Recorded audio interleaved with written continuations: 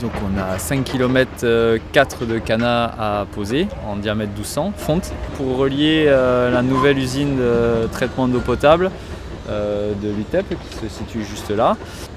Et le surpresseur qui est en train d'être construit côté latte. Donc là on est dans la partie rocher de part et d'autre du réservoir. La difficulté de ce chantier a été la dureté du rocher, un peu plus dur que ce qui était prévu. Moyen mis en œuvre des très grosses pelles, des pelles de 80-70 tonnes avec de gros BRH. 5 km 4, dont 3 dans le rocher, 2,4 dans un terrain plus meuble avec de l'eau, de nappe phréatique. Lorsqu'on est dans la nappe, lorsqu'on est dans des sols argileux qui peuvent contenir des matériaux qui agressent les tuyaux, à ce moment-là, on passe sur un tuyau qui est un peu particulier. Chez Pont-à-Mousson, ça s'appelle du tuyau PUX, qui est un tuyau qui est le même que le noir, sauf qu'il est revêtu d'une pellicule de protection en matériaux très résistants. Et lorsque le tuyau sera posé dans la fouille, il sera entièrement protégé par ce revêtement. Là on se trouve dans la partie meuble et dans la partie meuble on pose entre 8 et 10 tuyaux par jour. Entre le terrassement, la pose et le remblai avec 2 engins. Pour le fond de fouille, pour la pose du tuyau, donc on a le laser dedans avec la pente 2 mm par mètre. Mais on trace sur la pelle du poseur 20 cm plus bas que le fil d'eau.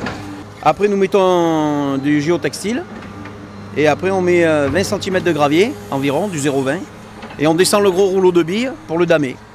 Et après, on pose le tuyau. Voilà. 3 passages délicats au niveau de la voie SNCF, de l'autoroute et de la RD 612, où on passe en fonçage avec l'entreprise Bessac, chargée de ce lot. Une technique un peu particulière pour enquiller des tuyaux qui font quand même 4 à 5 tonnes dans des puits qui font 6 mètres de profondeur. On va réaliser une thermosoudure sur un tuyau diamètre 500 en fonte avec un revêtement spécial. Et la résine, une fois qu'elle est prise, une fois qu'elle est chauffée, elle ne bouge plus. L'entreprise met en place du matériau issu des tranchées qu'elle a concassé sur un site de concassage et qu'elle remet sur place jusqu'à la mise génératrice de tuyaux, donc jusque-là.